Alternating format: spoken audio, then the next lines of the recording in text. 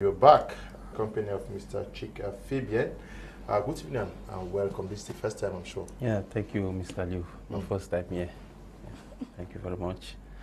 I think being my first time here, to talk about Test Global is going to be a very great opportunity. But I think we have business success. I can, if on 100, I can give like 30%. 30% in the fact that what we call business success is not actually what business success is. Okay. Because a true business is supposed to be a business that is carrying out their social responsibilities. That means they're able to impact their society and the people in the society.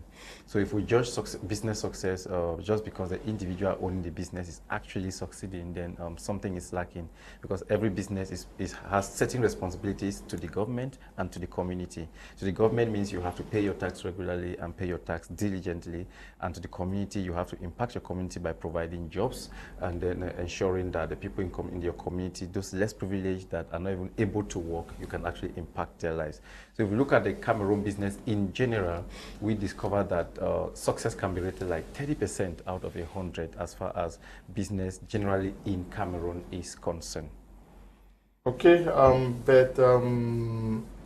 I want us to really have that definition. I did not think that I should ask what we understand by business success. Can you elaborate more?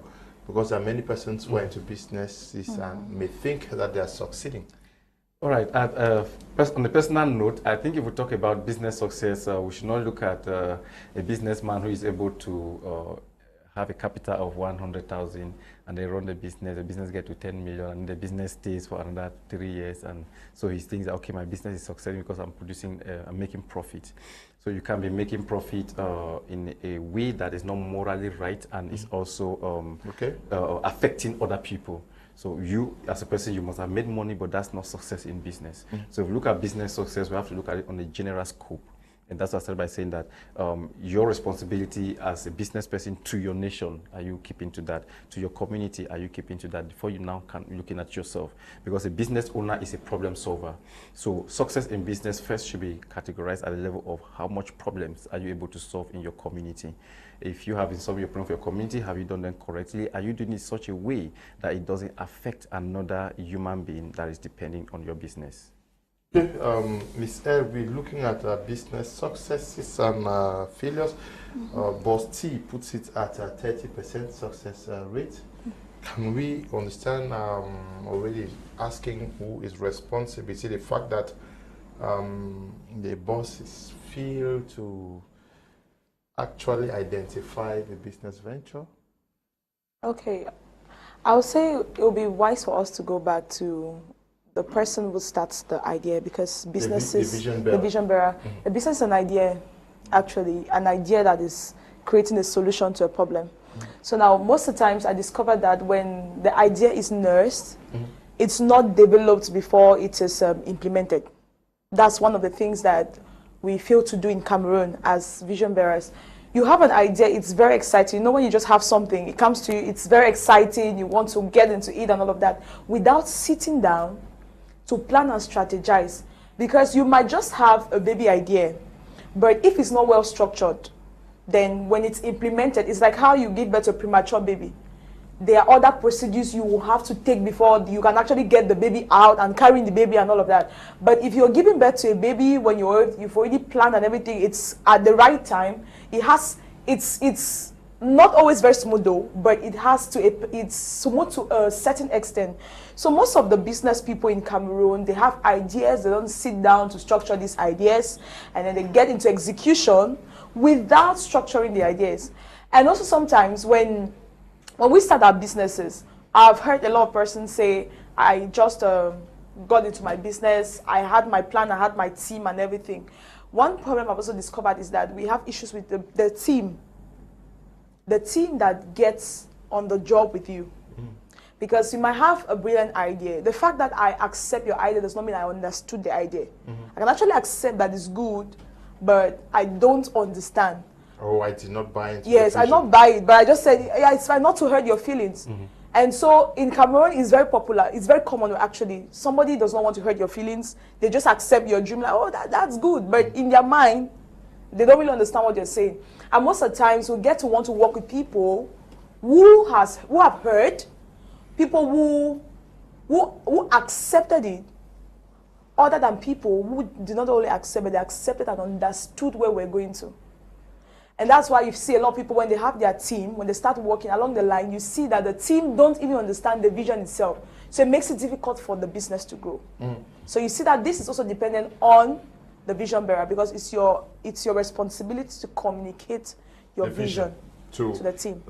Now, Mr. Chick, are we not actually failing because we get a team, like she is saying, who have the passion or who have the zeal, who just want to make money out of the business and do not have the capacity to carry the dream?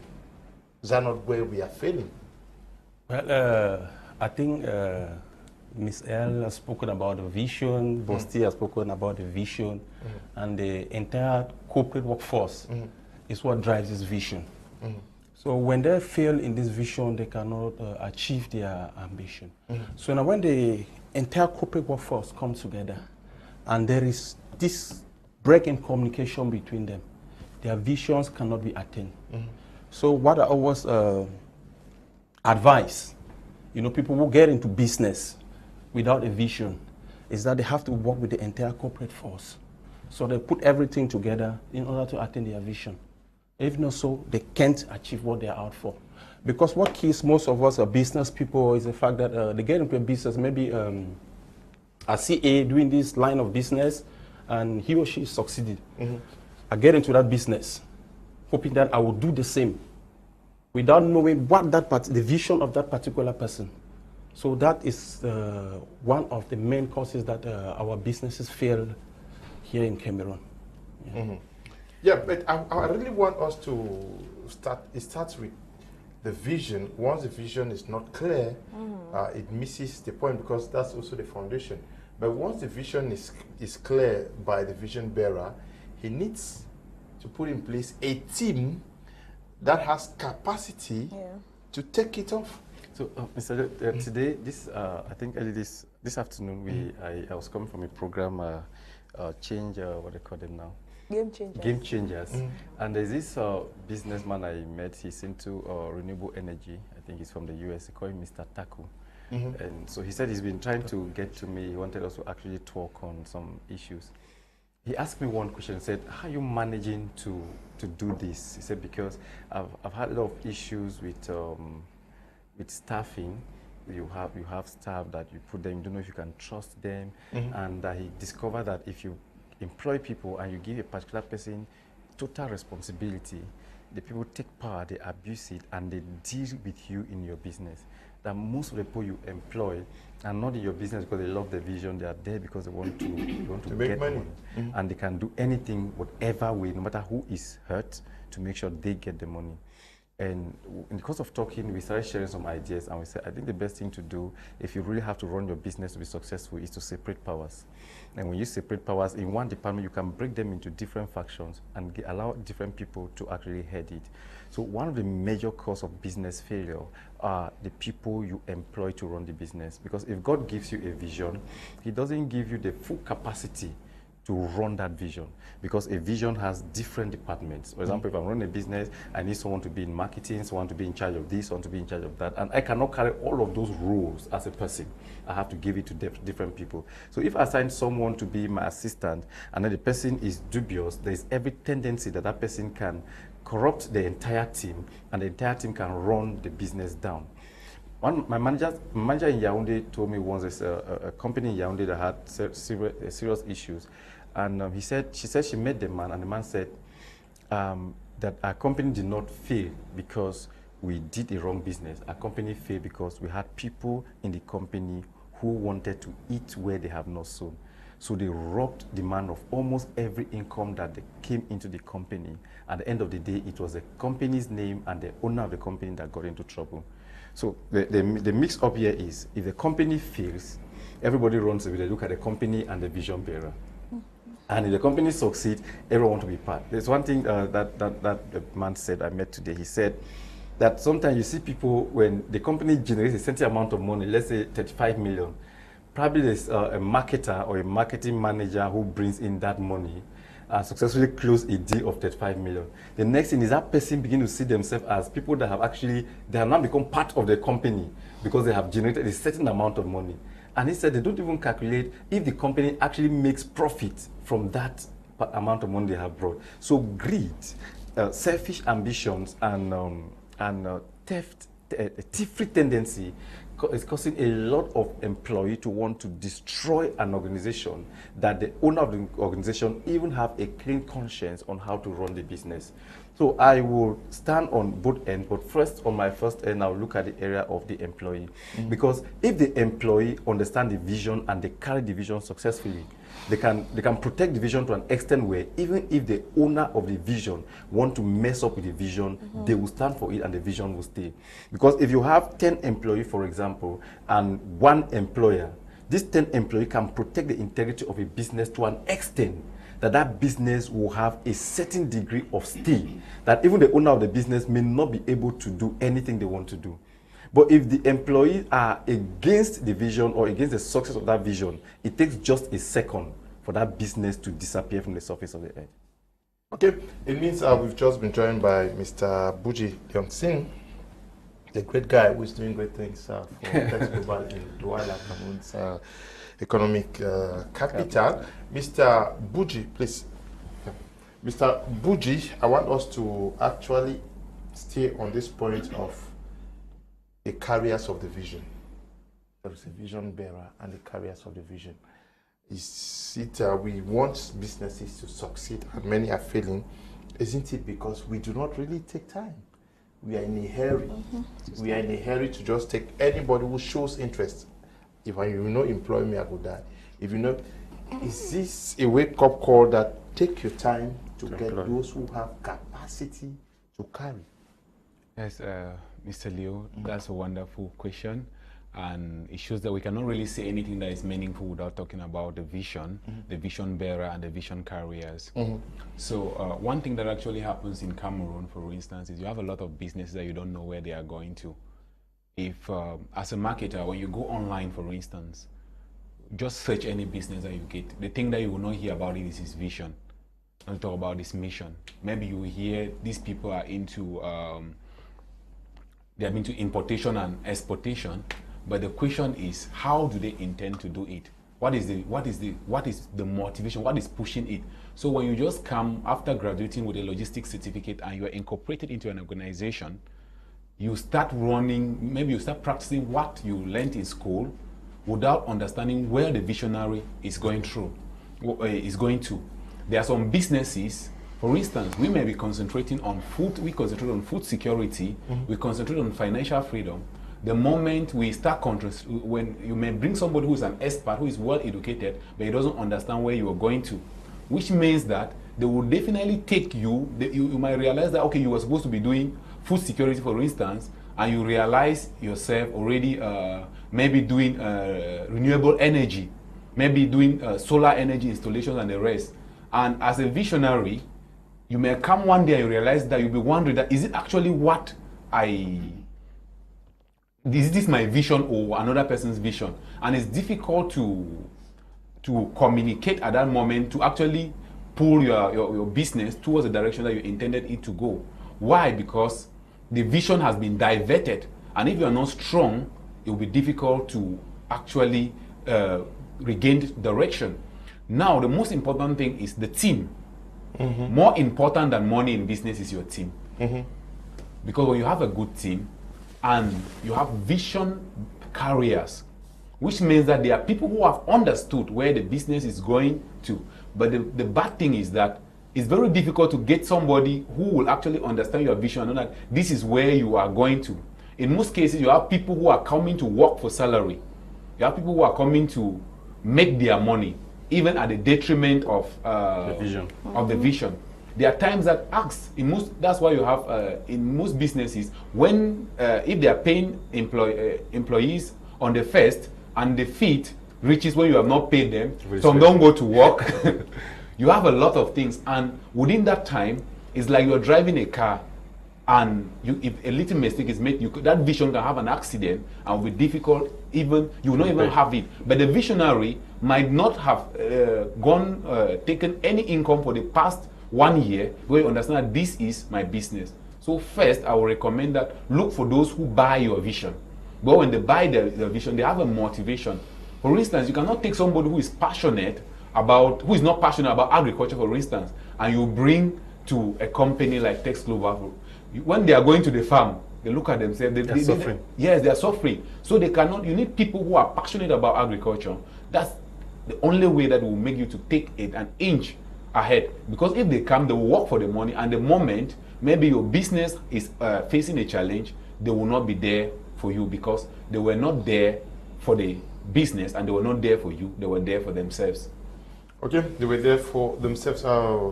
Miss L, we are looking at why businesses are failing, and we are looking at the vision carriers. We're talking about the workers here. Yeah. Okay. Are we not also failing because the boss T, invests money and wants to chop all the money? Once the big money starts coming, he wants to construct the best houses, he wants to drive in the biggest cars, and pays very little attention to the vision carriers. Okay. Well, it's kind of two-sided. Okay. When we look at it, like what Mr. Buji was saying, that when you buy the vision, okay. Now let's look at an example. Okay, since you said Bosti, let me look at it this way. Bosti is a CEO. I'm not saying no, it's an example. Yes, an employer, right? Okay, now take that. It's a big. No, it's not. Okay, now let's look at it this way, right? Okay, let's say an employer. An employer is in a company. Now, and there is much income in the company. The company is growing. The truth is that there are companies that one of the marketing strategies is the visible, let's say the way people term prosperity, the visible prosperity of the CEO. Meaning, imagine that you're preaching about a company that is doing so much and all of that, and the company is making money, and then you decide and say, oh, our CEO has bought a car. I'm not coming to work. Why did he buy a car? And all of that. There are companies like that. So that's why I said it's two-sided.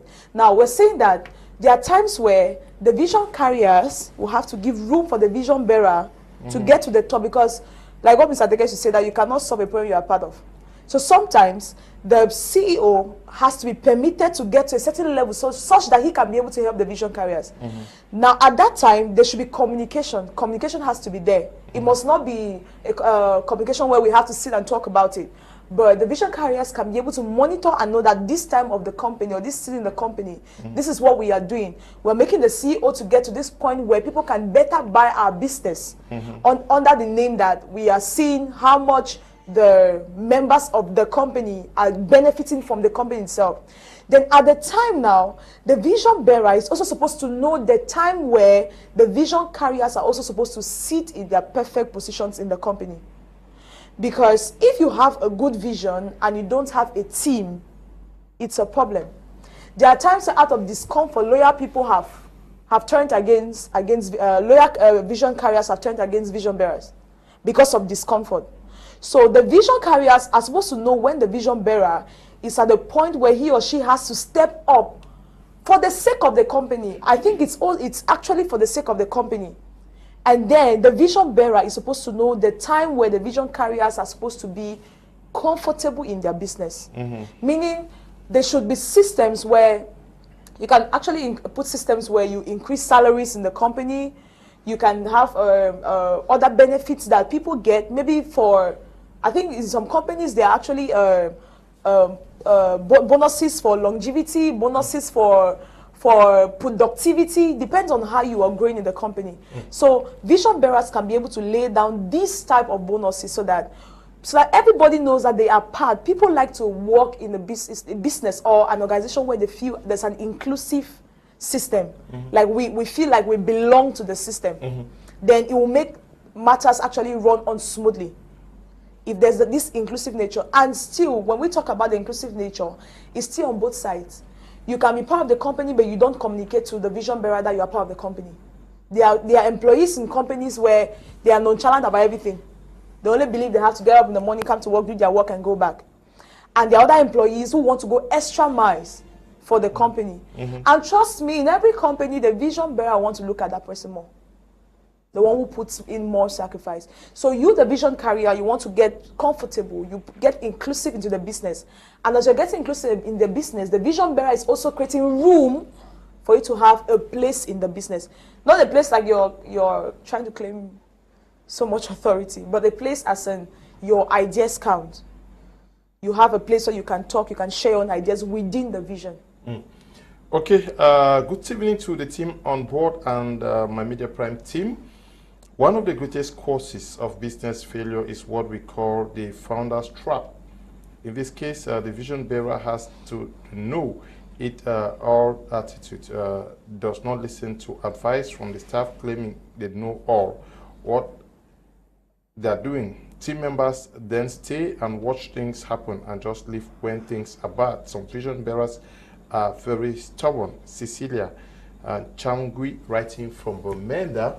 Yes, it ties with what you just said. That is, you do not bring people to feel belonging to the business. So, Mr. Liu, let me talk from the point of experience.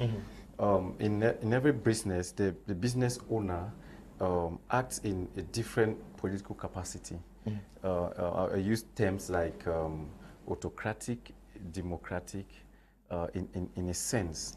Now, there are times where as a business owner you have to operate as a democrat, and there are times where you have to operate as an autocrat. Now, if you just want to be very emotional and you start operating at a democrat level, everybody comes in, everybody should be inclusive, everybody have something to say. It's amazing, everybody wants to experience that, but at the end of the day, you discover that we have some very terrible and crazy people who abuse that privilege. And so sometimes some business owners decide to take the other side. They just want to give their orders and say, this is what is going to happen because this is my vision, I want to work this way. And that's why it's important that first we get people who you believe that whatever contribution they are bringing contributions that is beneficial to the company. So whether it is a business owner or the vision supporter, anything that is supposed to be done, whether giving or taking, should be towards the growth of the organization. So as a business owner, what you have to do to probably stay safe from being a victim or being part of the failure of your business is that you have to learn to work in a holistic approach, knowing when to act, when to release, when to give in, and when not to give in.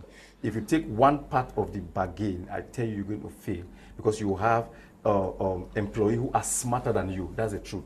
Every business owner have employees who are smarter than them. And the moment they discover that they are smarter in a particular area, they will hit you so hard, especially when they are selfish or when they are wicked or when they are greedy. They will hit you so hard and they will do away with whatever they have to do away with.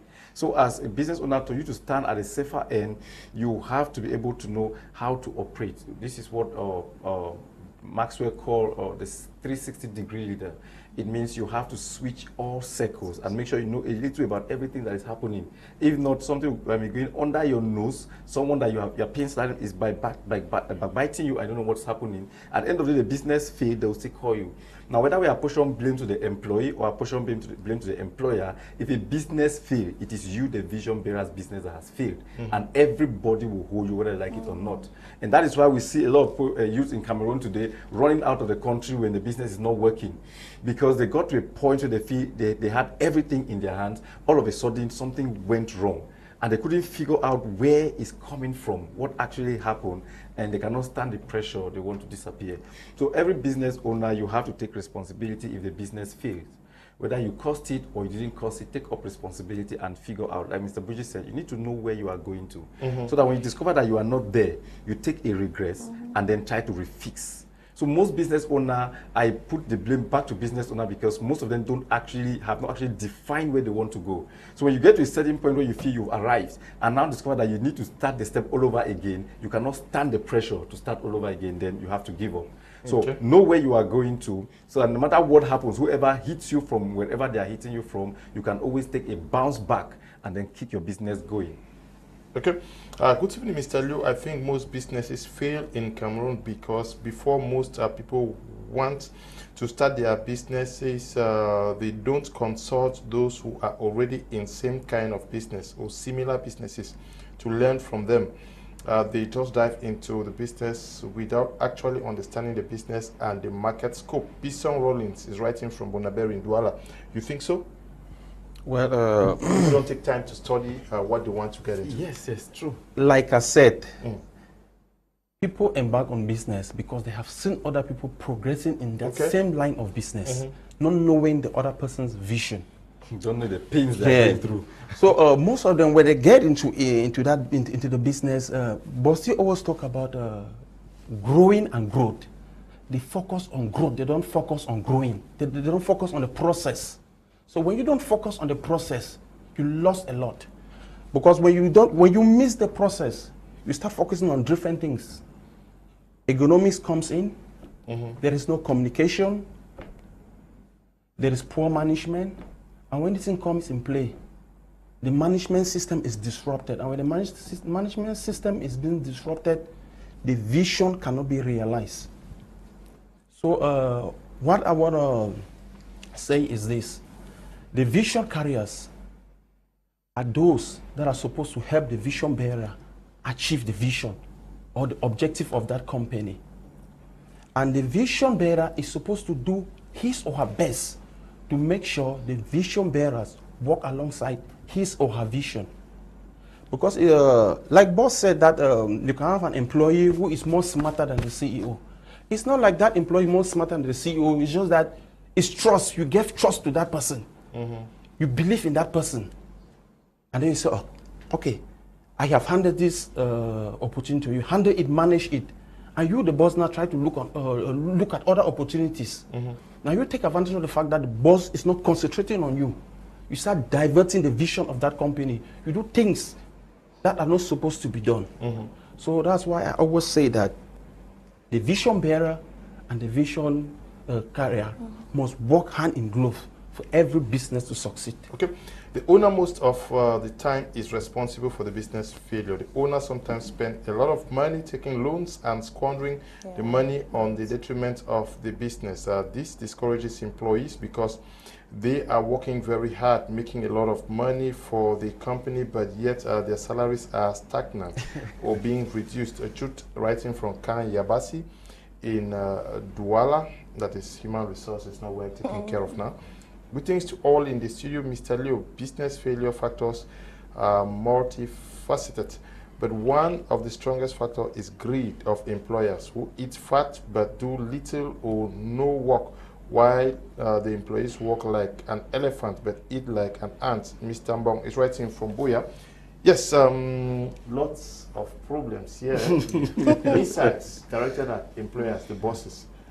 But are we not failing because of the absence of that work culture in Cameroonian companies? That is, you are recruited to work for a company, you think that immediately you go, by 10 o'clock you must have finished your task and you are looking for the next entertainment joint. You spend the time there, or you spend the time on your phone waiting for 4, 5 to go. Some watch Netflix in the offices. You put in very little, expecting a pay at the end of the day. Yes, Mr. Leo. Sometimes this is what happens. People put a lot of zeal to come in. Like you know that you are actually seeing this person, that once the person is in, your business is going to have a relief. Once they cry, you give them that opportunity.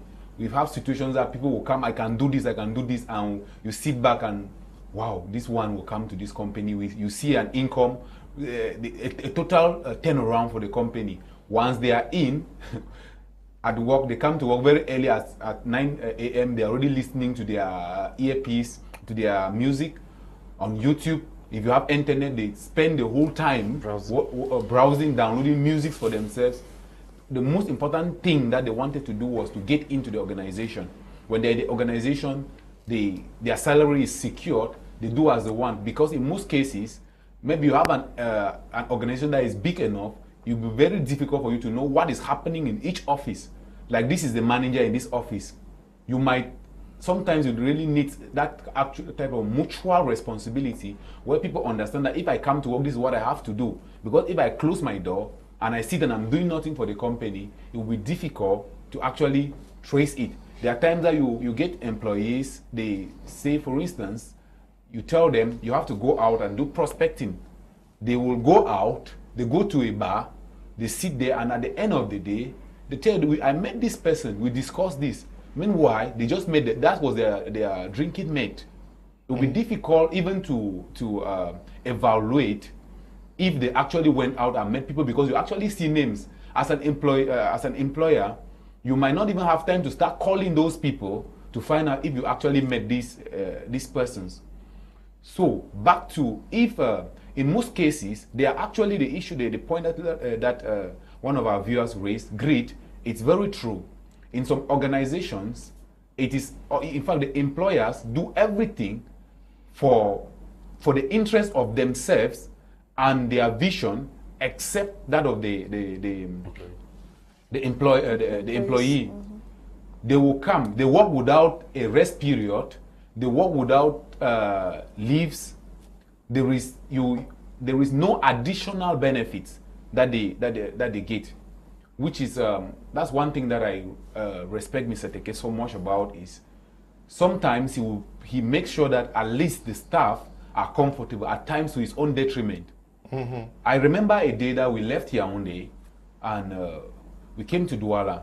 So his car had a breakdown and he called me to pick him up. I said I was on my way to Douala. I'm just entering Douala. When I reached at Kami Toyota there, he realized that I was moving with other staffs, and when he just looked at it, he said, you people look hungry, take this thing, go and eat. And then he trapped his back, climbed on an Okada, and went to Rond Point to look for a taxi to go to Buea. Most employers at that time would say, no, this is a car that I bought with my money. So you people should take Okada and let me go that way.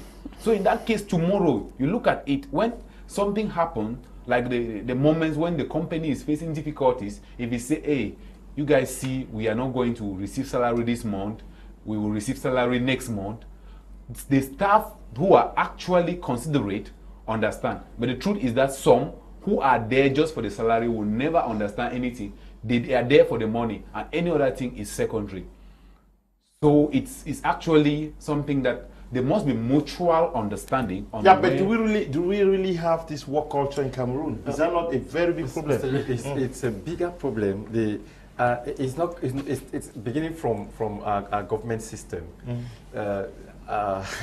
I can say 80% to 90% of the state employee have this problem. You go to offices, you see how people work, you begin to wonder, people don't even have time to clean their own surroundings, their own offices. And so that has translated down to private sectors. People don't have work culture.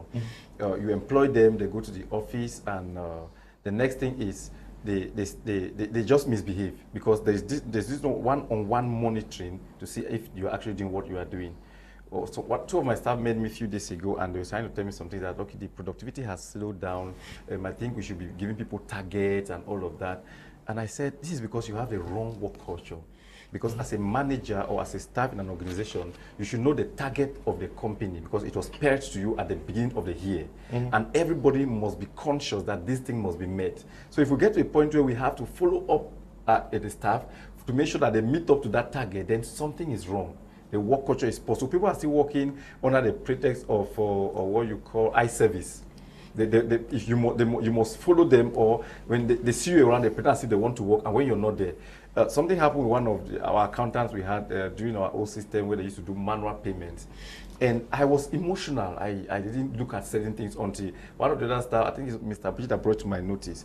This accountant will always complain that all through the night she has been working, doing payments and all of that. And because I don't stay in their offices, I used to think that probably she has worked the whole day and then go home because there's still much work, so she's also working at night. And so I used to feel pity for her, and I was like, okay, people should just allow her, she has worked a lot, let her rest. But I want to discover that during the day, they spend their time talking, gisting, and all of that. And then she goes home at night, want to work at night to cover up what she was supposed to do during the day.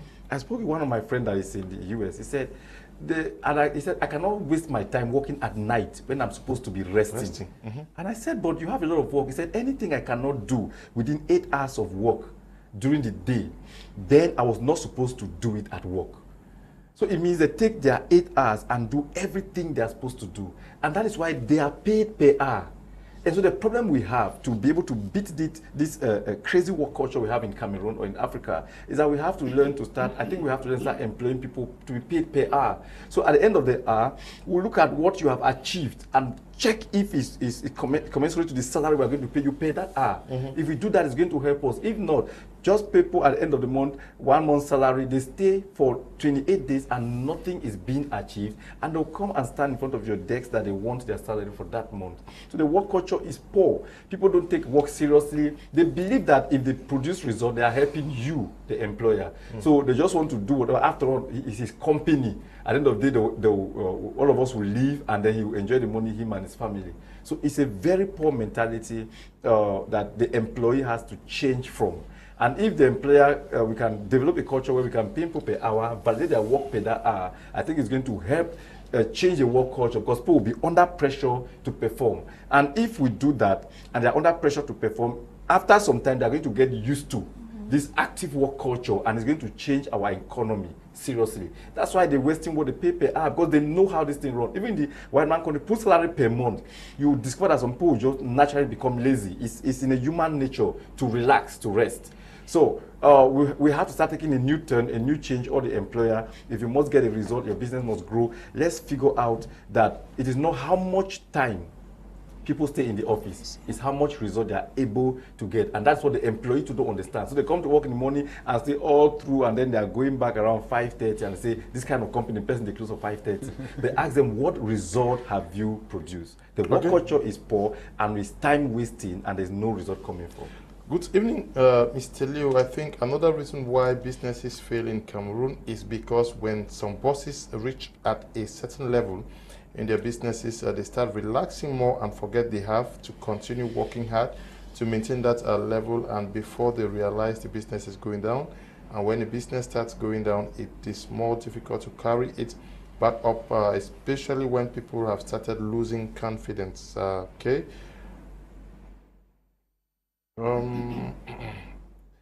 This one reads, one of the causes of business failures too is lack of a practical succession plan. Most businesses die when the owners die. Some owners force family members to be part of their businesses even if they are not passionate about the business. A business succession plan should be clarified and can be taken over by anyone who is passionate about the business, not necessarily a family member. This brings me to the question I wanted to ask you about factoring in the possibility of calamity or natural disaster that strikes. How do you survive? Most businesses have ended because no provision was made for that. Okay, Mr. Leo, we go back to the same thing. You having the idea and building out the structure. If you're building the structure, it could be what we call the business plan. There are things you'll be able to foresee because you've been able to do a research on that particular line of business you want to venture into. Actually, there's really no idea that is really new under the face of the earth. Anything you're wanting to do, somebody has tried it somewhere. But it's only you who comes now and then have a vision that twists the idea a little away. So it's the same, like a lot of persons could be wanting to give financial freedom, but it's the how that differentiates what we are doing. Right? So when us as vision bearers, you want to get into a business, you have to understand that there are actually unforeseen circumstances that come up. There are unforeseen circumstances ranges from theft to fire disasters to natural disasters to even a death of an employee. Imagine that an employee drops dead today, and that employee has access to a particular information that's the only person that you give that employee access to. And then let's say you need that document and all of that, the person drops dead today. Where do you start from? So we always have to look at the possible calamities that can befall the business. When you start a business, you don't expect that it's going to be smooth from beginning to end. A lot of us, we get defeated on the way because we feel like when we start a business, it's smooth. Sincerely, there are CEOs out there who make us feel that these businesses are smooth because they will never tell you the problems they are facing in their businesses. So you feel like, oh, this one does not have problems, then why should I have problems? Every business has obstacles, but it depends on how you are able to manage it. And your ability and the strength you use to manage these calamities is based on how much information of your vision you have, how much conviction of the vision you have within you. Because when calamities come, it's not just the vision bearer that stands. Even the team is supposed to be part of it. But at least you should also prepare the minds of your team to know that time will come when things might want to shake a little. They should be prepared, because when you are working and then something comes up, a problem comes up, and your team cannot stand with you. Some vision bearers might not show it, but it has an effect. It has something it does to you as a vision bearer when you have an issue and the employees cannot stand with you. So they have to be prepared. You have to prepare your mind, knowing that things can actually get out of hand. And so when you prepare your mind, for seeing that things can get out of hand, you start making provision as early as possible. What if this happens? What do we do? Every problem has like 5 solutions. It depends on how you're able to sit back and then think. Because they used to say every road leads to this particular place. We could say every road will lead to Douala, but it depends on you. You have to forge out that road. So there's actually a solution to every problem. But the issue is, most of the vision bearers are too used to being comfortable, such that when discomfort comes, they start being defeated. They start feeling defeated already.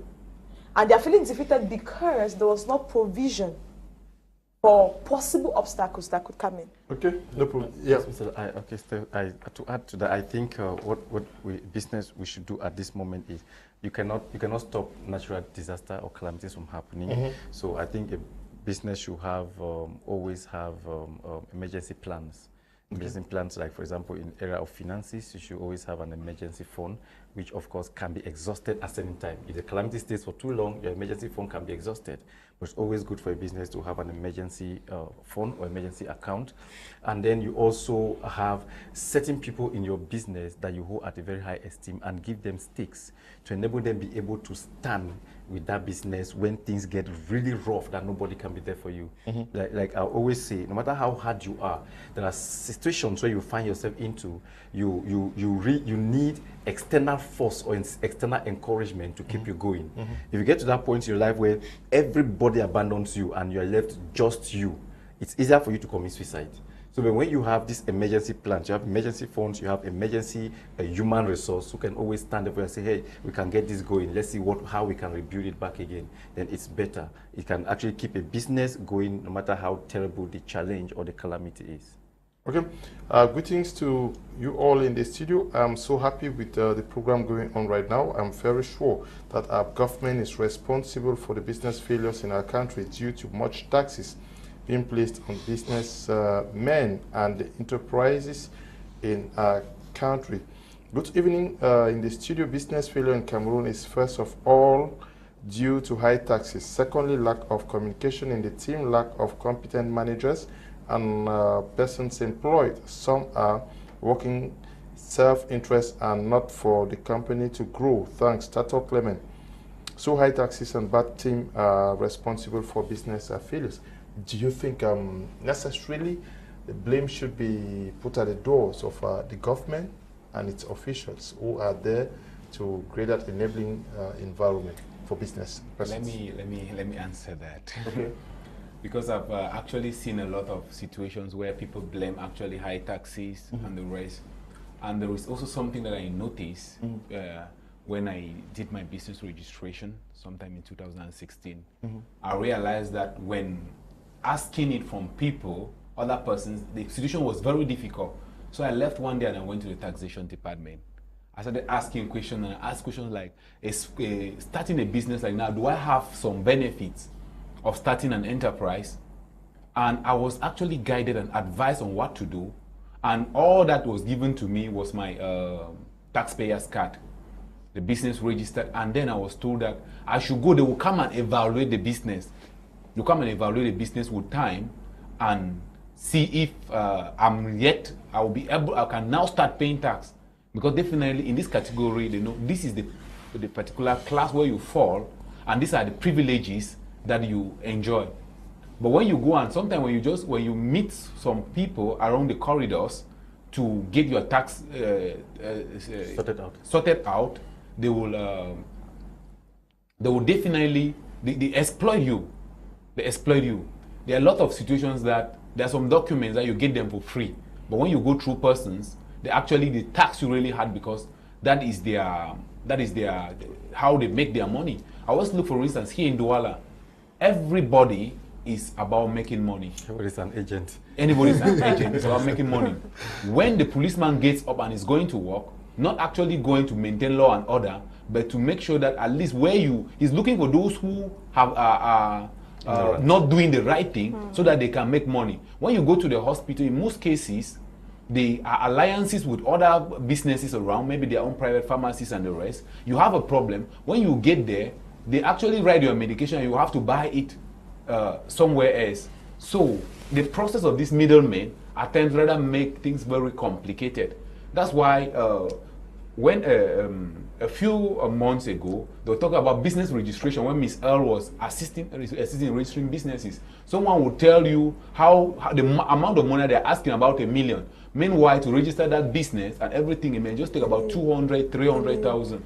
So at times we start blaming the government when we actually are the information that we are exposed to is very detrimental. Like when you are doing agribusiness, there are times that they are machines that the Ministry of Agriculture has put at the disposal of those who want to promote agriculture. But because you don't know, the conclusion is these people, they don't support any initiative. So it's really important for us to really be informed and also try to get to the right persons to seek advice when starting businesses. If not, at times you will just be wondering, you'll be complaining because you are told that this business died because of taxes. There is no way a business can be taxed more than its ability to run.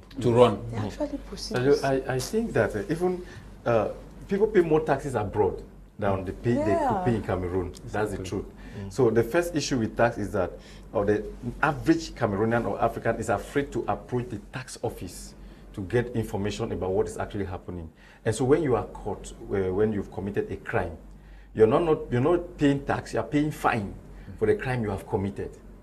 Places like Teke, I do business in Teke, I do business in US, they pay more tax there than you can pay. If you go to the Turkish airport, for example, you know this trolley that you use and carry your bags. You pay for it to use it. They just have a machine they bet, you have your 10 Turkish lira. You slot in the machine, it opens and then gives you one trolley. But go to the airport in Douala, it is free. You just go, you can pick as many as you can, as long as you can push them. So the people you even pay money to are not, you don't pay money for the trolley, you pay for those guys that will actually push, who can even exploit you the more. So it's not that we make more payments abroad than we pay here. But because the average Cameroonian have the tendency of blaming their origin. So we sit to blame the things that we have more freedom to enjoy than where we are even tied to pay more money. So I don't really buy the fact that the taxes are actually really the problem, because I have been a victim of a lot of things. If you do the right thing, you will not be held at a certain point where you have to be paying fine. You only come to the point where you have to pay a lot of money if you have made a mistake. And the tax officers, okay, this is where I have to eat. So they would nail you, you have to do the right thing, then you have to pay for being operating on the wrong dimension all the while. But if you do the right thing, start your business, for example, if you register your company, you have 1 year tax exoneration. All you need to do is follow the right procedure, get the document, that exoneration document to show that you have this exoneration for 1 year. But some people just register their business, they start running it. And after about 1 year or 2 years, when the tax start following you, you now start bringing, okay, I'm supposed to have 1 year. They say, no, the fact that you did not come to declare that you have registered your business, you have to pay penalty for that. So if they tax you for all of that, it now looks as if the money is huge. Okay, we are going to take a short break to continue right after.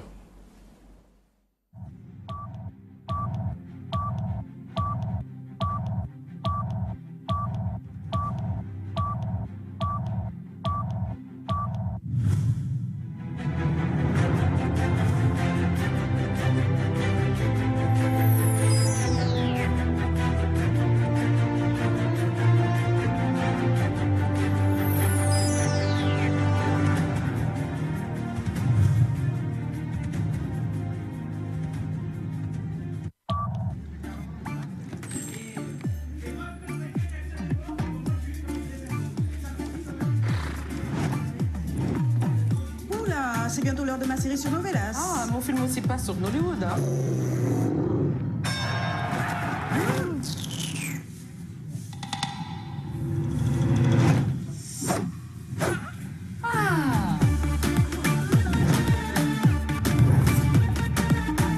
Avec la nouvelle application Canal+, retrouvez plus de 25 000 programmes en replay, profitez de 200 chaînes en direct et contrôlez votre consommation de data. Téléchargez-la dès maintenant, c'est inclus dans votre abonnement.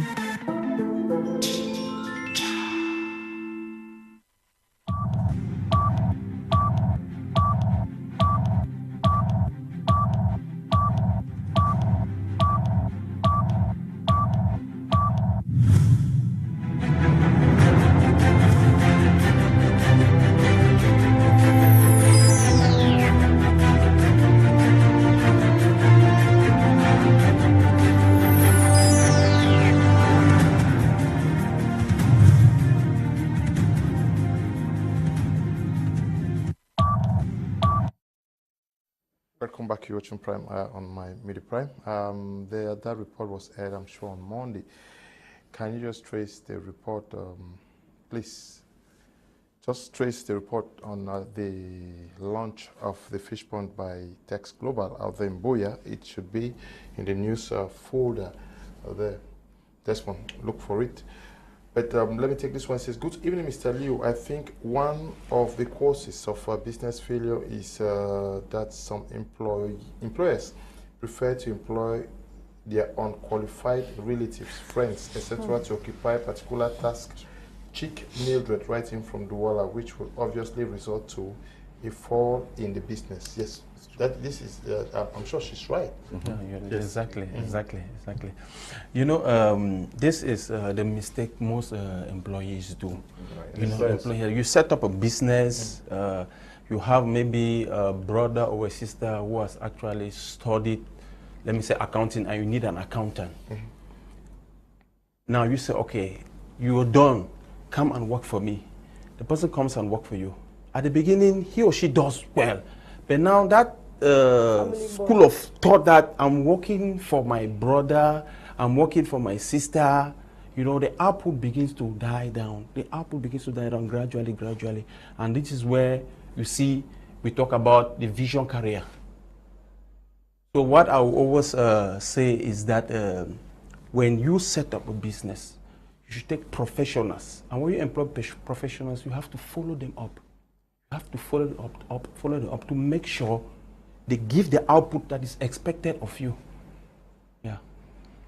Okay. Yes, you think so? Yes. Very wrong casting. That is casting based on either family bond or friends. You think that by taking them in, you are assisting to elevate poverty. Sincerely, there are many reasons why some CEOs do that, employers do that. Sometimes it's just because they are scared to pay salaries. Okay. They now start bringing people to the company, my family relative, at least they understand and all of that. Mm-hmm. Failing to understand that the vision has to grow. And even when you bring professionals, like what he said, when you bring the professionals, you have to still tell them what to do. You can be a professional, but not a professional in that's my vision. Mm-hmm. I still have to tell you what to do in my vision. Mm-hmm. You could be as smart with the highest degrees, 10 years work experience, but trust me, with that 10 years of work experience, you've never worked in this company before. It's a new company to you. So I should still tell you what to do, as in give you a job description. That is what you have to do. But now most of us will want to start our businesses, we want to get our family members involved, we want to get friends involved. And nonetheless, there are still some friends that come into business and still work in the business, still work well. But there is something we cannot really kill. We cannot kill this mindset that it's my friend's business. Sometimes they can be very productive, but the attitude in the business can cripple everybody. There are people who are productive in the company, but because the CEO is my friend or CEO is my brother, you talk to the CEO anyhow in front of staff, you feel like you could come to work anytime because it's your brother's company. You could be producing well, yes, but the wrong attitude will actually infiltrate bad manners in the others, because other employees will be like, okay, if he's doing this and getting away with it, it means that I can also do it and get away with it. Because normally, if one person is in the system and is corrupting the whole system, and you don't do away with that person, you're going to bring down the whole system. because the system is built by people. So when you're starting your business, all the CEOs, employers, don't be afraid to employ professionals in your business. And it's even wise sometimes not to be the only person who runs interviews in your business. If you're starting a business and you want to get employees rather, I would advise that you get people who can help you employ the right persons. You might not have people who join the interview bench, but I know of companies in Cameroon that recruit staff for companies. Because if the employee is not performing well, the agency that brought the employee is to be held accountable for it. So if you cannot get the right person, sometimes it's wise for you to just get an agency. And I don't see why you should be communicating your business so much with the family if you've not laid the foundation. Because sometimes it will be as though, it happens in families, they'll be like, oh, my uncle has a company and I'm not employed, I'm jobless. I could help you secure a job, but it must not be in my company. Because sometimes we'll not be able to kill that myth of it's my brother, it's my relative, and all of that. And this is what spoils the whole work system in an organization. Okay. Good evening, Mr. Liu. Most businesses in Cameroon fail because most people focus on the interest and not growth of the business. Once it does not work the way they thought, they quit. Some people take capital, invest in lifestyle, that's buying cars and luxurious goods, instead of reinvesting in their business. Thus, this makes the business to fail. Okay.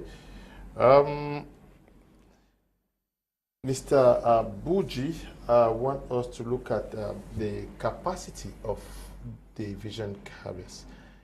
Employers also often underlook the need to constantly build capacity.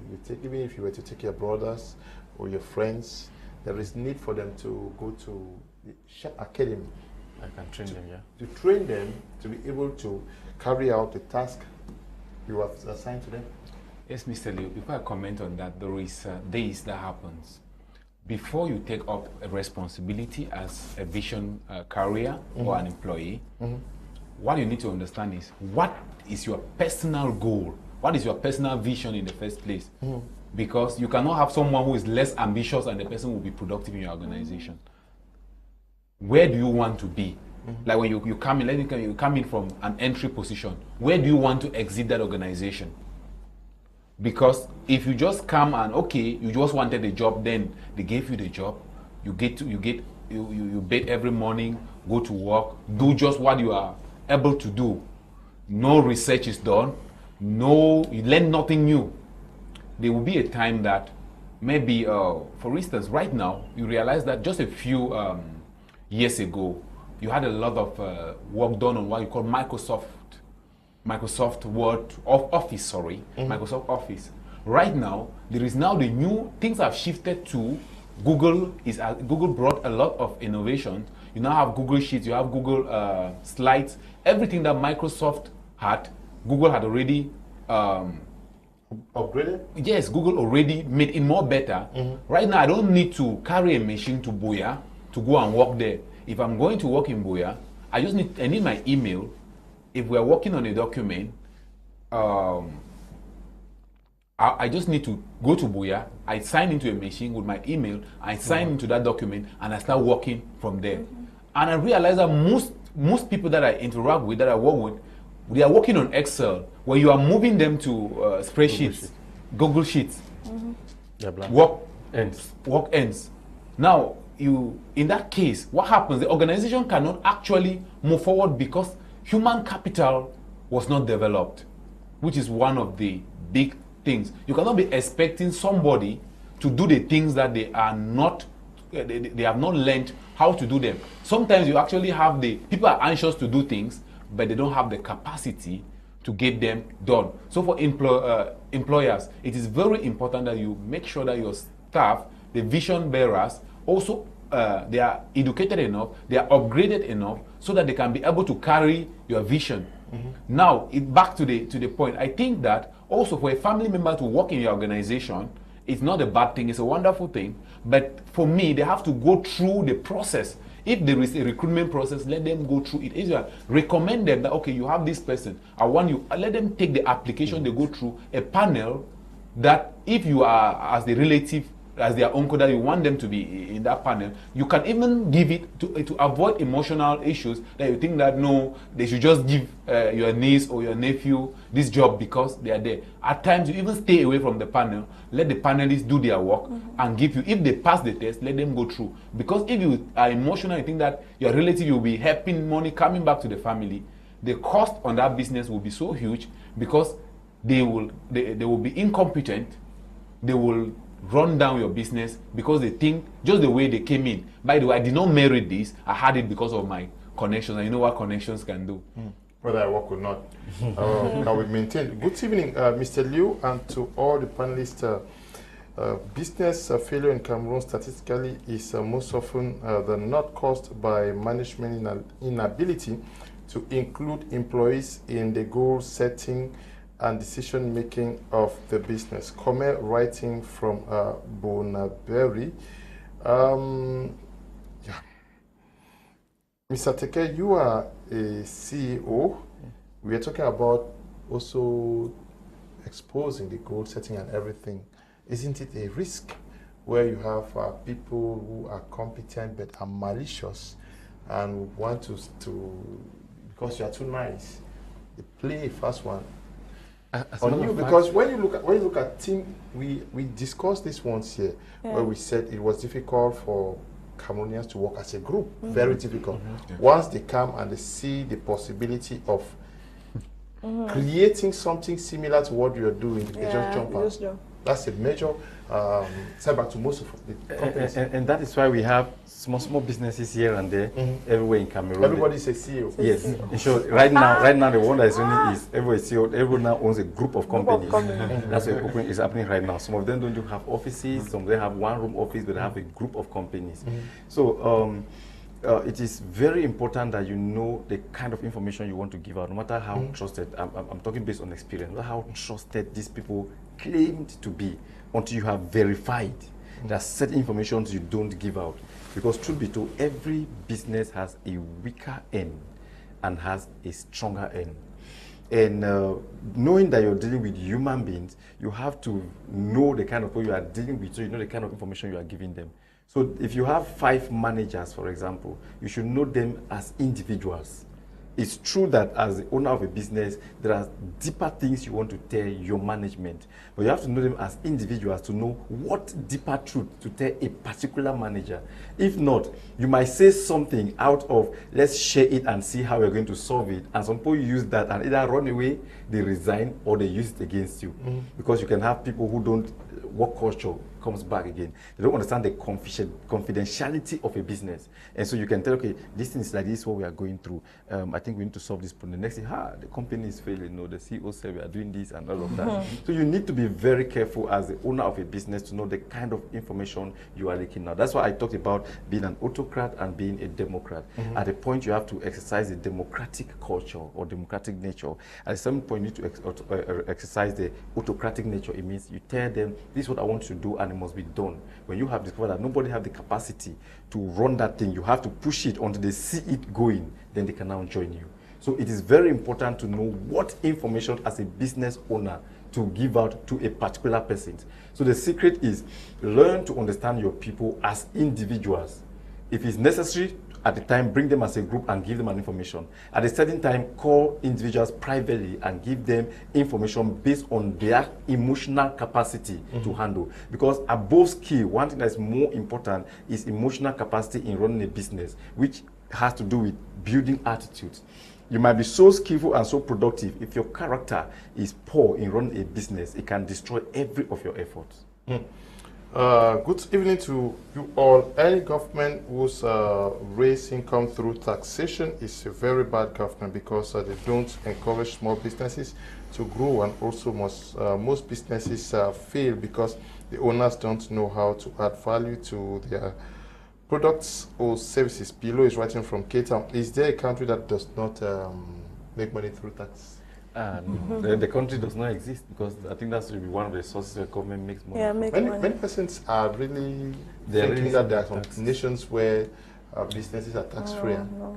Is there any such? One of the major ways of governments raising money is through taxes. That's across the world. Yes, in fact, I think the tax have then been moderate now. At first, you used to pay taxes for your animals. That's why the Western world seems more developed, because they charge more tax. If, for example, you go to Dubai, if you buy a phone, they charge 5% for the cost of that phone, and the money goes to the government.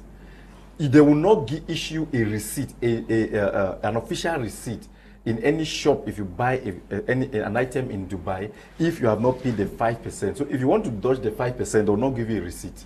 And so if anything happens to the phone, you will not come back. Okay. Good evening to all the panelists who have so far been giving us laudable facts and information. I think that aside from the lapses on the part of the government of imposing high taxes on businesses, I also think some business owners are responsible for the failure of their business. To begin with, the lack of business consultancy and strategic communication is one of the foundations for the failure of most businesses.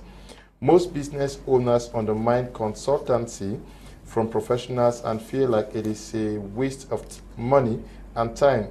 There are well-established companies like Shep Academy who offer professional consultancy to businesses. Most business owners are self-proclaimed consultants and do things on their own with little or no guidance or knowledge.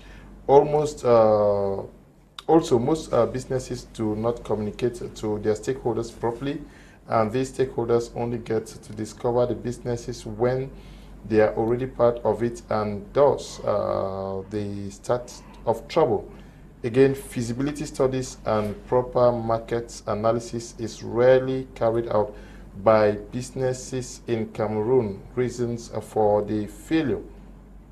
Okay, thank you very much for that contribution.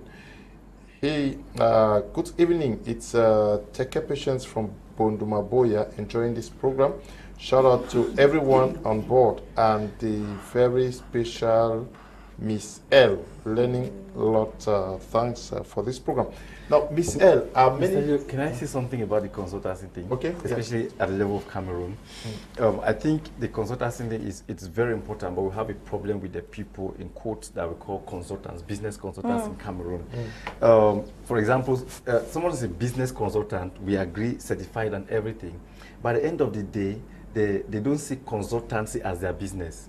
So they come to your business to consult for your business, and they want to take your business idea to go and start up a business. So if, for example, you are a consultant, and now it's called, okay, I'm doing agriculture, and I know that you as a consultant, you have a farm. You're also doing agri-business, and you're a business consultant. I cannot confidently bring you to come and consult for me.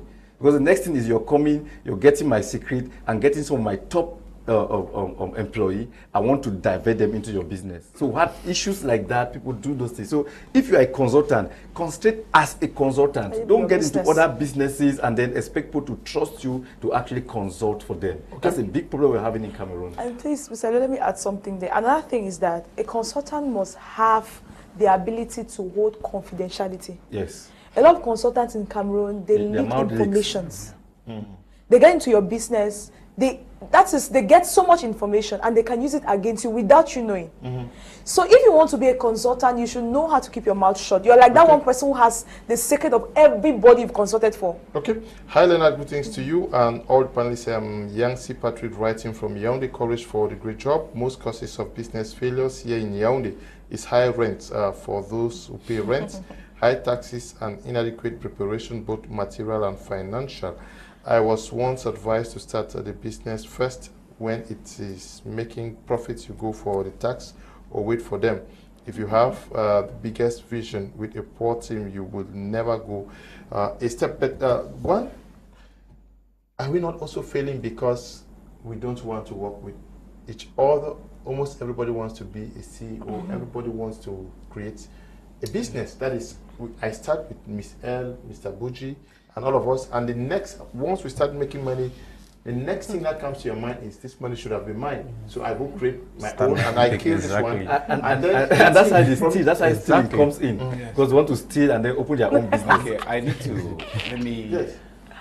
let me see something towards that direction, because you have most big businesses that you meet. Most big businesses, they are majors. Yes. Like if you go to Google, if they tell you what constitutes Google as a company, you will first of all you go to IBM. You have like this one-time richest man in the world, Jeff Bezos. If the man's line of business at the time is almost fashion, then you have other businesses that came together. Then they make them one person the CEO. You are into agriculture, and then the issue is you cannot actually go under another person. You want to stand as you want your name to be heard. You want to be the CEO. You want to be the CEO, and it becomes very difficult. You meet people cannot collaborate. For instance, we as an agricultural company we want to take over the chain. You already have a company that is already established producing agri machines.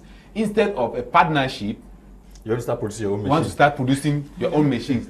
You want to start producing your own machines. You start competing with the person, and also it's the person producing agri machines doesn't also want to be to merge or even have a collaboration or a partnership with a person who is already having the market. Because then they want to see, okay, if I come now with my agri machineries, who will be the CEO? At that stage, they want to be the CEO, which is very difficult. And now the challenge is this. When it happens, if you can sell machines, I already have a market for machines, and you produce the machines on your own, this business will struggle and collapse. But if we come together, instead of the time that will be burning to learn how to construct machines and do a lot, I would have invested that time in just us supplying machines to our farmers and the rest. So the idea of standalone, lack of collaboration, envy, greed is very, very, it actually that's the core of why most businesses fail. Okay. Then when we talk about, if I talk about lack of collaboration, it's not only about amongst businessmen.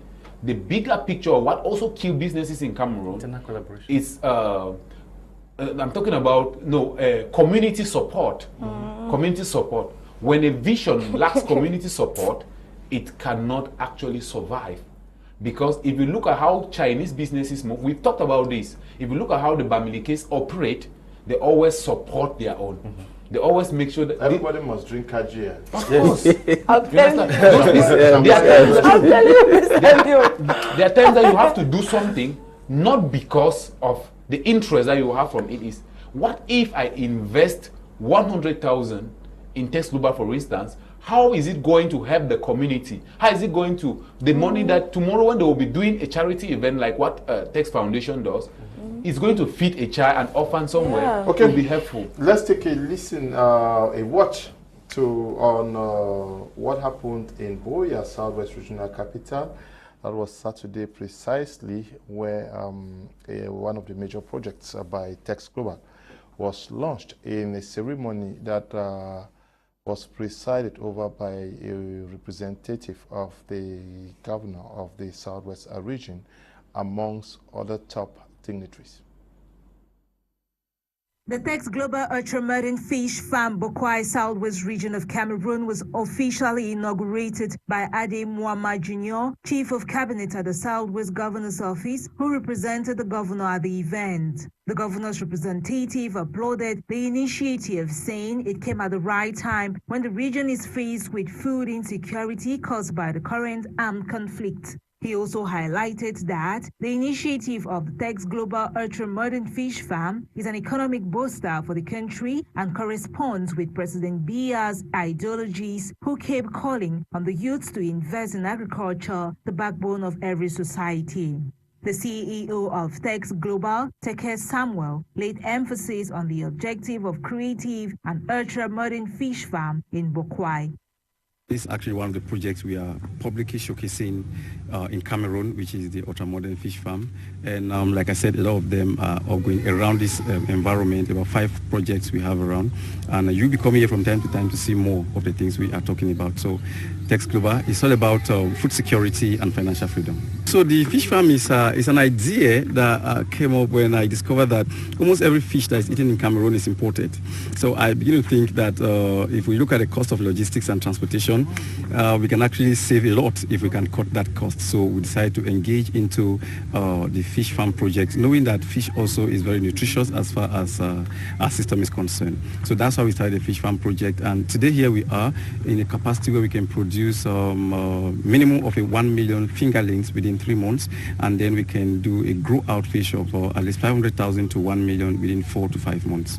So it's a large capacity that can carry the Cameroon population to an extent, and we have plans to expand as much as we can. For the General Manager of the Cameroon Development Corporation, CDC, Franklin Ikomenjie, Teke Samuel's entrepreneurial skills is a reference for many to follow. There's a mindset issue that has to be addressed. All of us grew up having that problem. Growing up, we knew that we go to school, we excel, and when we leave school, we come back to be employed by the government. The reality in today's world is that despite all the goodwill, the best will that the government has, the government cannot absorb all of us seeking employment. And everywhere else in the world where it has succeeded, the government is not the person that plays that role of the employer. Success, development lies in private enterprise. And this is an example of private enterprise, entrepreneurship. The boss of the Teke's global ultra-modern fish farm had a message for the youth of today regarding unemployment.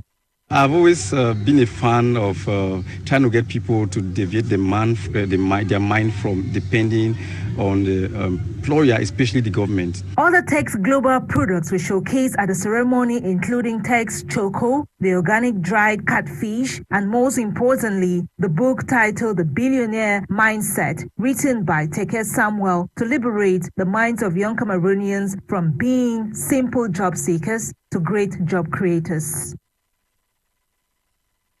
I did not see myself in that picture. These guys. You were there. I was there. You people carefully kept me away from it. Yes, Mr. Teke, we are talking about succeeding in business. That is one of the big projects of Teke's Global. Some persons were wondering whether what we used to see here is true. Can we come back to what happened in Boya last week? Okay, so Saturday was a remarkable day for Teke's Global in Cameroon because that's when we're actually officially opening up our projects. So that's just one of them in Boya. I think before the end of this month, or probably early next month, we should be opening up the food processing factory. Also, starting up with installation and all of that, where we can produce plantain flour, yam flour, and then I think our mini factory for feed me is also going to be out. And we just want to see how we can make agriculture an enjoyable activity. So we're leaving it away from culture into business. People should know that if you're going to agriculture, it's no longer what it used to be before. It's actually something that can liberate an entire country from poverty, especially among the youths of Cameroon who are looking for job every day. In the streets of Yaoundé today, some sleeps in the minister's offices at the entrance. 1 week you cannot see the minister in charge. I want us to know that we can go back to the farm where you don't need to apply to see the minister. Just get your cutlass and your hoe, start cutting the grass, start felling down the trees, and you can become independent. And it's a sector that's actually very lucrative, and we can actually get freedom as much as we desire. So that is Teke's Global for you, running agricultural projects. Our objective is to guarantee food security and ensure financial freedom. It's a business, not too easy to run, but when the right things and the right persons come in place, everything is good. This has run for 5 years, and we're getting to 6th year now, and it's been amazing. It's a great journey for us. Okay. Good evening, Mr. Liu. There are some countries which do not levy income tax on their citizens. Countries like Tex and Caicos and Bahamas, they are commonly referred to as tax havens. However, this takes nothing away from the point that taxes are a major source of the government income. Emily Martin is writing from from Boya. Cameroon is not a tax heaven, please. So, we need the money to run our economy. Good evening, everyone. Apart of government tax in Cameroon, some employers don't know how to motivate their workers, especially those who started the business with them and have been productive. They bring new staff and want to pay them better than those that actually worked to bring the company to where it is. Employers feel entitled to their business. Doris Ngwane, writing from Bonaberry. Good evening to you, Doris Ngwane. But why does every young Cameroonian feel that they have to be a CEO? Almost everybody wants to be a boss. Is that not a major reason why companies are failing? Mr. Leo, Cameroonian, especially youths, they like to be worshipped. I must not work under you, Mr. Yes. Teke, and immediately I spent 2 years under you. I need to be a boss, and once I create mine, other people want to be bosses. Yeah. I did a training. I was one of this event they call GoMad. GoMad past I think few weeks ago. Is it GoMad 7? Yes, yeah, GoMad 7. So I was one of the trainers, and what I said was, we discovered that everybody feels like being a business owner is actually the trending thing in the 21st century. And I've heard people make comments like, I fired my boss, I do this and I do that. A lot of comments that young people make. And I always say this, I said, even Robert Almighty, let me use the word Almighty, not Almighty, mighty. Even the mighty Robert Kiyosaki, with all his business intelligence, when he wrote the book and demonstrated the cash flow quadrant, the first place he mentioned that you can generate income for your life is to pick a job. He said you must first get an employment where they pay you a monthly salary or an hourly salary to enable you move from one level to another.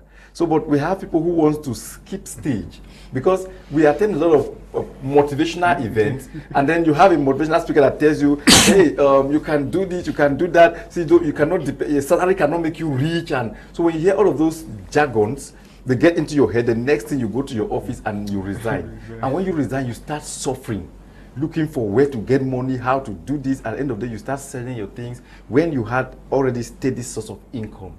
Now, my saying that everybody should depend on working for someone to live their lives, that's what I'm saying. What I'm saying is working for people first is the beginning stage of life.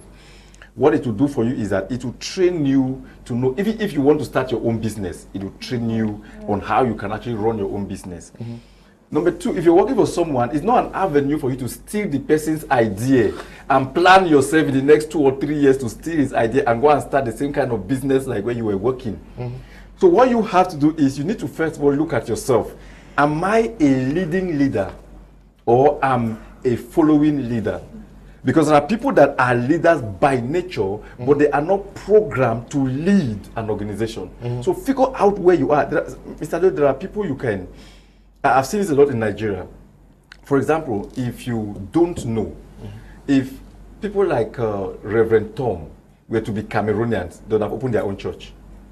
These are people that have a lot of powers. They can break away from Christ Embassy, open their own church. They will have thousands. You have Abiyoye. Abiyoye of Winners Chapel. Winners Chapel, You have them like this in Nigeria. They understand followership. And so they stay there with all the powers they have. They are still humble to follow that there's somebody we are following who is leading us to this. And they're making exploit. Those guys are billionaires by nature. But yet they know this is where we started and this is where we made the name from. But the nature in Cameroon is, if someone gives you a lot of power and you start having people hailing you and praising you, you're right now, okay, I'm really big at this place, let me just break away and have my own thing. Why do you work under that man? Yes, that's it. Why you work under him? You already have your own, see the way you're talking, everybody is following you, and the next thing you're breaking out. And the moment you break out, that's why you know that you just lost your identity. That uneasy lies the head that wears the crown. Why is it so common among young people today? See, Mr. Leo, it's something for everybody in Cameroon. Is it this so much? They call them what? Ego, it's pride. Motivational speakers. It's not only motivational speakers, but you have what you call self-gratification. That's it. The guys don't want to, in fact, working under somebody, like he rightly said, sometimes you attend a motivational event and then to fire your someone will tell you how they started a restaurant with the first time they started a restaurant with one cup of rice. One cup of rice. They started this with this. And you get those stories. Those are motivational speakers. There are so many of them now. In fact, you also have consultants who are motivational speakers, which is also part of the problem. Because when you, okay, just do this, just do this. Nobody wants to work for anybody. Yes. At the end of the day, even those people, I always say that, I made a statement on my social media handle that if I will employ somebody, I actually want those who have run failed businesses because they understand the pain. Yes. I want someone who has actually tried to do something, they will understand it until when you are a CEO, that you have to pay tax. Now you have to employ managers for your group, as you call it. You have to take responsibility, rent and the rest, that you understand that being a CEO is not easy. And like you often say, in Cameroon, you don't hear boys. They are not. Because nobody wants to save another. And people don't understand the value in servantship. Because when you save wholeheartedly, there is a way that it comes. In fact, when you save a leader and you want to establish, they actually help you establish. There is a different way of which tomorrow I just get up and I'm launching my business and Mr. Teke is not there. There is a grace that comes to either Mr. Teke say, no, this is my son is opening a business and he is there to even chair the event. And give his blessing. And give his blessings. But now I get up and now tomorrow I'm already running an agricultural company. You've learned from him now. Exactly. I start copying pictures on social media. Exactly. So those things, they take us nowhere. Because people don't understand that there is still a way. And that's why I still said that. People don't understand. How can we collaborate? How can we merge and form bigger things? You want to stand alone. And standing alone, it will be difficult. He can be a multi-billionaire in dollars while you are still you are also a multi-billionaire in France CFA. But if you were left to stand alone, there is no way you will definitely achieve that. Because as a leader, he has carved a path that you can follow. When you want to create your own path, that's when you understand how challenging it is. Because it's not the pride of having an iPhone, snapping nice pictures and showcasing on social media that you are a CEO. Like it's said during GoMad that people just want to arrive. You attend a personal development event today. The next day you're a trainer. You're a trainer. You copy those ideas. You don't even know how the implications of what you are saying. You start training. You empower because the chain goes on. They train this group of persons. You tell them how they can make money and being trainers. That cycle goes on. What we have out there, you have a lot of noise around. Practically, people are doing very little because it's like now maybe public speaking is a skill. I told somebody that day, I had one of my mentees that I said. No, it's true. Someone told me that if out of all the people who say they are doing business in Cameroon, you can knock out up to 10% who can tell you that this is what my business is making, and you see them live the lifestyle of their business. Majority of people on Facebook, on social media. I don't get it. This is something, our businesses not failing because of the teachings from business consultants and motivational speakers. Because, sincerely speaking, you are teaching what you have not experienced. Yes. Yeah. And you have read theories, and you are telling people to do what you have never done. You are not talking like Mr. Teke. If Mr. Teke were to be invited to talk to people, he is using the example, the experience of what he has done. But we have thousands of them now. Is it a job now? See, Mr. Leo. Mr. Leo, the country is tougher. The country is tougher. So that's why everybody's teaching. See, the truth is there's so many things when it concerns this topic, right? The reason I'm laughing is because I remember a few months ago. Are failing because people go and resign from their jobs. I remember a few months ago, Mr. Leo, I would say this on air because I know so many persons are watching. I remember a few months ago, somebody called me up and then he was like, so there are people that we can point out something, this is what they are doing, this is what they are doing, this is what they are doing. So what exactly are you doing? Then I told him that I'm serving Mr. Teke. That's what I said. I said, is that not what I'm doing? What do you want me to do again? So I said, so it became a problem. It became a serious problem. Then I was like, wait, what do you want me to really do? Don't you know that serving? Don't you know global impact? Don't you know there are things that there are levels you cannot attain in life without you effectively and diligently serving someone. How do you want to make a name that there is nothing to show forth for that name? You want to be called a title that people believe more in the name. You know that leaders make their name. It's not a name that makes you. You have to carefully grow to that name, not having the name, then start struggling to meet up with the name. And that's where all this theft and everything comes up. You have a speaking event. I know somebody who wrote to me one time and then he said that he needed me to lend him some money out there. Like, sincerely, I didn't even respond to that message.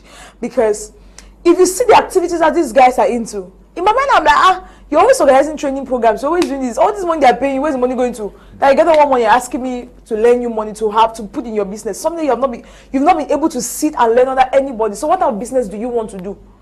And then when Mr. Teke was talking about salary, the truth is that salary cannot make you wealthy, yes, but lack of salary can make you broke. Really broke. Can make you steal. It can make you steal. There is nothing as a satisfaction that comes. I got this from my mom, that there's a satisfaction you have when you know that there's a sure source of income every month in your life. Meaning you know that, okay, businesses, there are times where you don't know if the business will prosper or not. There are months where it will not be very fruitful. But you who has your salary, you know that, okay, this one is sure. I know of a woman that has a school in my 14. She has a school in my 14, but she's a teacher in another school. She has her school. She has a headmistress. She has her staff, but she's a teacher in another primary school. Meaning she doesn't even come to teach in her school per se. She focuses on that school, and then she's running her school as her business and still being employed in another school. A lot of us are just being carried away by social media. Yes, social media. People post what don't look like it, and then most of us who don't want to see. The truth is that it doesn't happen to businessmen. Even in the religious sector, this thing is something that is happening in Cameroon. Even in the religious sector, you receive anointing today, you have one prophecy, you open your church the next day. Businesses is the same thing. Nobody wants to submit on another person to work because they feel like the people who are up there are enjoying a lot. But you fail to understand, these people who are up there, they seem to be enjoying a lot because they are not telling you what they are going through. They will come out, they wear a smile and everything. Now, Mr. Teke, permit me to say this. Like today, something happened, and then when we went and met Mr. Teke. You know. Okay, no, yeah, no, he has permitted me. So something happened, and then when we met him, he was laughing. Then in my mind, I was like, there's something really disturbing this man. Like, I'm feeling tense, and then someone is laughing, and he's laughing and living his life peacefully. And you discover that there are so many things that are happening within that you don't know. But somehow he's calm in front of everybody, and we're like, okay, you might just be opportunity that these are things that are going on, but he's smiling and it's okay. Now somebody who sees him from afar will be like, oh, Mr. Teke is enjoying the CEO, and all of this and all of that. And the next thing you want to become a CEO. And we fail to understand that CEO is Chief Executive Officer, meaning that you must be ready to be the Chief Executor of your business. So if you're not ready to be the Chief Executor, I don't know why you should be establishing a business that is not even standing, audio business. As it is just existing here. Why you have the CEO of this? A business existing in your mind and you've not yet brought it out. So if you're not ready to be a chief executor, please don't become the CEO. And by the way, you can be a founder without being the CEO of the business. So I don't know why we feel like CEO is something that we have to be dancing and be excited about. It's better you just... I'm not saying don't invest in your business. Invest in your business, but please. Yeah, Mr. Leo, like Miss L said, that people get titles and at the end of the day, they are struggling to meet up with that title. That is one of the problems. Yes, you call yourself a CEO, then you are struggling now to meet up with that title as a CEO. You understand? When you see the persons you have advised, or you've educated, in the quarters you hide them because you don't want them to see where you live. One of my staff wrote something on social media. I said that CEOs in Cameroon, that the only time they take pictures is when they go for events for hotels or they travel. You can never say take pictures in their environment because the environment don't look like what they advertise. Boss Tim mentioned something very, very pertinent, that where you're a CEO. You are a CEO and you have your management. You have to study your management and know what kind of information you have to release to them. Now he is the vision bearer. Now, if you don't give out information to a vision carrier, how do you realize your vision? At the same time, when you give out your vision to them, and then at the end of the day, Greek comes in and they start seeing the kind of money you're making. The next thing is the thing, I have to set up my own business. I want to be my own CEO. You see where the problem starts coming in now. So that's why we are having a lot of problems, why business keep failing in Cameroon. And away from that, Mr. Leo, talking about vision, about information. It's not every information you even give out to your employees. Yes, but he said that already. It's not every. And then you don't make any employee to feel like they have so much information. Meaning, as you have your staff, trust me, there is a staff that can handle an information about the business going down and stand with you. There's another, but maybe that same employee cannot stand hearing that you are sick. Meaning that as they are in your business, you should know who can handle what. Because one person cannot handle all information. There are some staff that they hear that the CEO is sick when they have a serious project to handle. Yeah, the CEO is sick. All of them are afraid. How can the CEO be sick? He's the one that has the idea. What do we do? But those same employees, maybe if you tell them that we are short of capital, they will go and sit and strategize on how to bring capital. So every employee in your company know what information anybody can handle. And when you know that information, know how you give it out to them. And when you're giving it out to them, don't make any person anytime feel that they have so much of the information. In any information you give out, always keep part of it. Okay. Don't just give out everything, because it will be used against you. Good evening, Mr. Liu. I started my business with 2 million francs CFA, but now I'm borrowing. What do I do? Akeba is writing from Teke. Do you have any? That depends. Why are you borrowing? This is not an answer you just give on the air. You need to actually talk with the person one-on-one to know what the issue actually is. Okay, Akeba, if you really want assistance, get to me. Later on, I will share Mr. Teke or Miss L or Mr. Buji's number with you, so that you can talk with them. They will investigate and know where the problem is coming from. Good evening, Mr. Liu. It's just because most people don't have dreams. People don't want to start small. I'm an example of someone who started small by selling life insurance, but I was committed and focused. But today, what I earn, what no civil servant can earn. I encourage all the youth to have dreams and to be focused. Mondo Oscar is writing from Limbeck. Good evening to you, Oscar. Mr. Teke, we have just 15 minutes to go. What is the secret for success in business? The other way around. Okay, I think the simple secret is first you have to understand what you're running, and then just get the right team. Money is not the major thing we need to start up a business. The major strength or the pillars you need for your successful business is the right team. The right team, and it's not also easy to get the right team. You need to test the waters. You need to put pressure. You need to do this. You need to do that. So if you get the right team has the capacity to generate the income that you need for you to run your business. So the greatest success for business growth is the right team and collaboration. If you get the right team who collaborate, bring up all their mental energy and everything, your business can grow with the speed of light. Yes, but the vision bearer also needs to have good capacity to be able to manage money. There was something you talk about money management or money. There's something you have been talking about. Okay, see, Mr. Like I said, what? Money mastery. Money mastery. Yes. Okay, like I said, if you have the right team, what you as a vision bearer need to do is to delegate responsibility to the right team. For example, I have a business. She's the accountant, he is the project manager, and he is the this and all of that. So at the end of the day, I stay away from the active activities of the company, and I delegate every other thing from the background. So the good accountant will know when and how to release money. Because I will, at this point with the right team, I will operate at the level of, as a democrat. I've given them responsibility, they carry out this responsibility. And simply what we'll do is, she's accountant and she's diligent in what she's doing. The project manager, they know what they're doing. If there's a project we have to carry, they discuss about it, the accountant releases the money, I just get the report. Where it becomes a problem for me is when I want to do what they call micromanagement in business. That's when most business owners feel.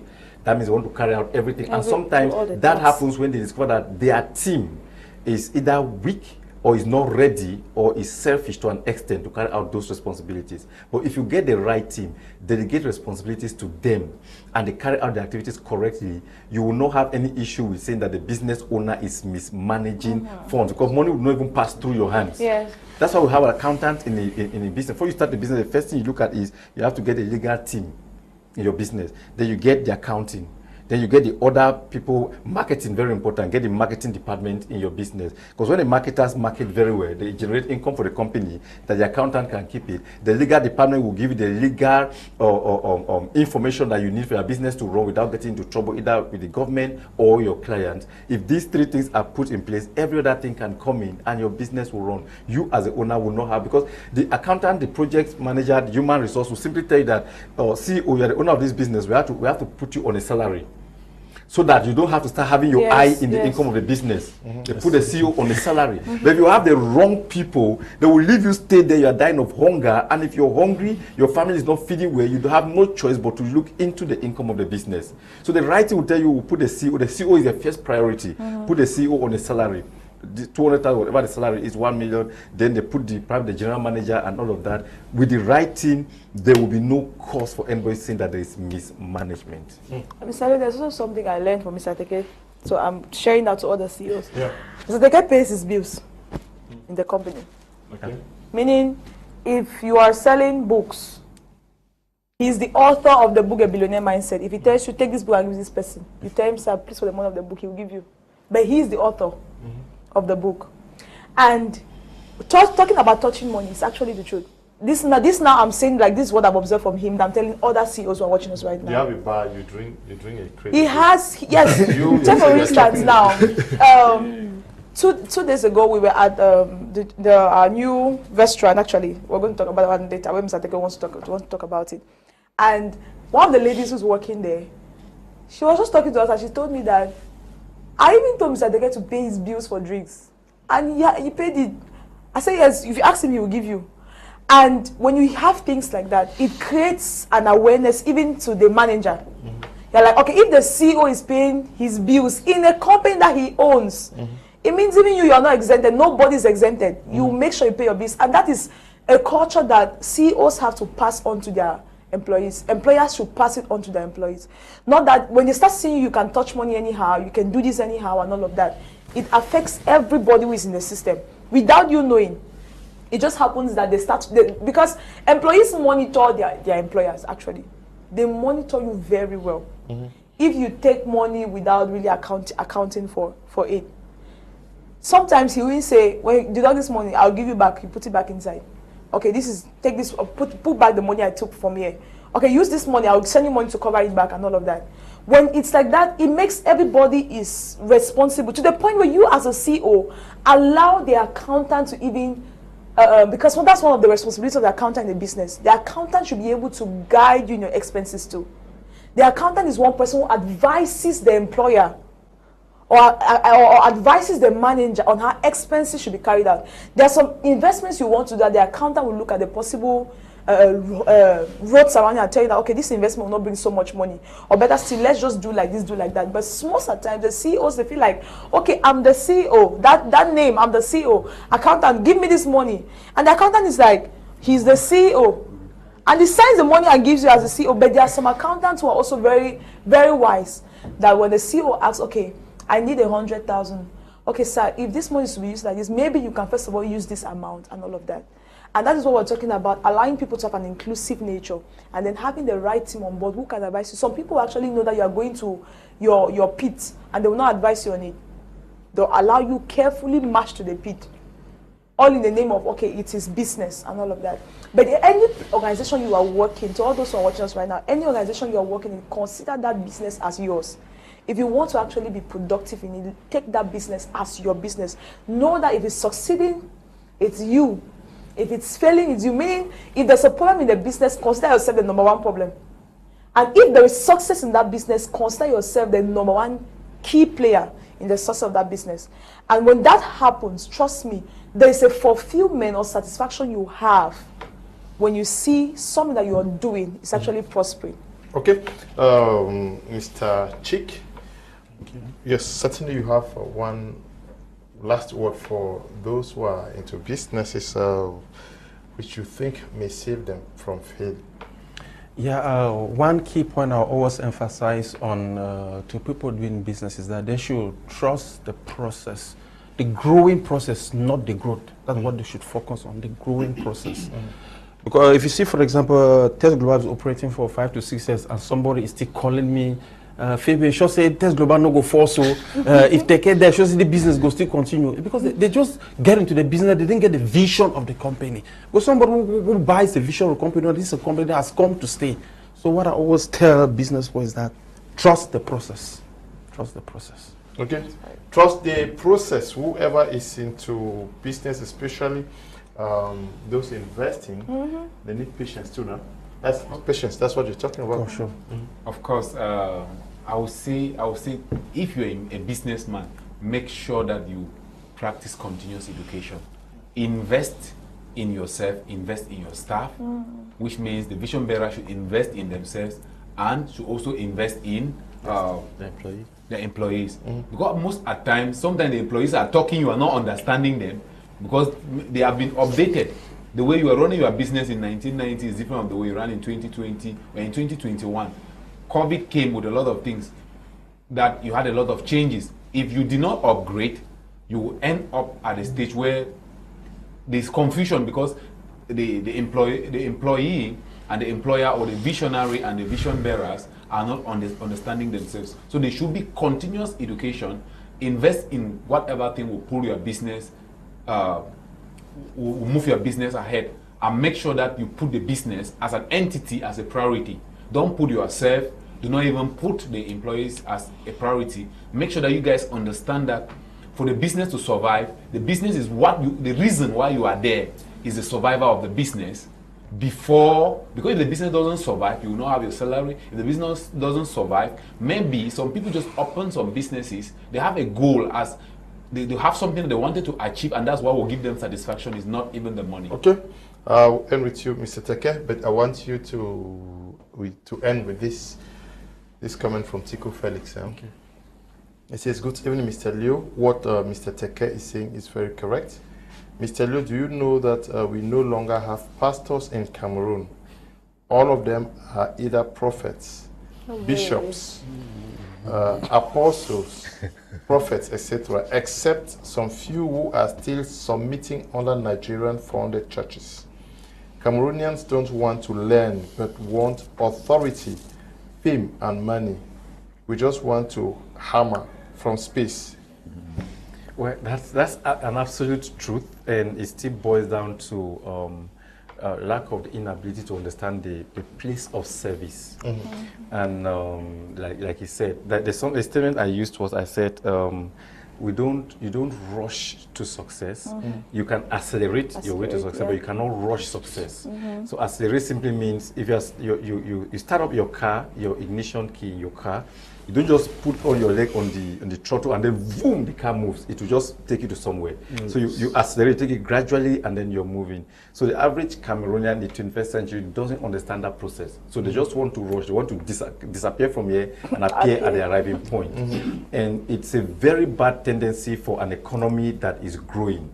If we continue like this, in the next 5-10 years, we'll not have people with integrity in this country again. It will become very difficult to have people you can trust. Like my friend Nebapo used to say that we have exported our trust. And that's the truth. We've gotten to a point where even we don't trust ourselves, which is not supposed to be like that. So to be able to build our generation for the next 5 years or the next 10 years, we have to come back to the drawing board and realize that there's a place where you have to follow someone, there's a place where you have to be patient, and there's a place where you have to work. So let us come back both from the religious sector, the economic sector, the social sector, and know that we must learn to follow. Even in this movie industry, you discover that you have more than, I don't know how many 100 million movie houses, producers. Everybody today, you've never acted up to 3 movies, you're not a producer of your own. In Cameroon, it's so crazy and terrible. They want to copy what the Nigerians are doing. Nigerian economy has grown. But we are not seeing the movies. That's the thing. I have people in Boya. Boya has more than how many million producers? Celebrities. Yes, they are just you don't even know them, but see them on social media. That celebrity, they are actor, this actress, this producer, this your actor, producer, this and that. Everything jump together, and there's no result for it. We should take time to grow. Yes, take time to grow. Why not start as an actor or an actress and then grow that career until you get to a point where you can train people, you can direct their movie. We saw from secondary school.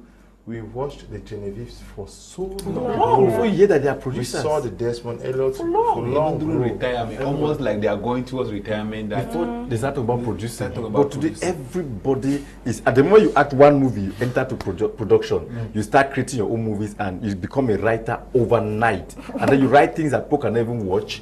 YouTube can never accept it. Netflix space.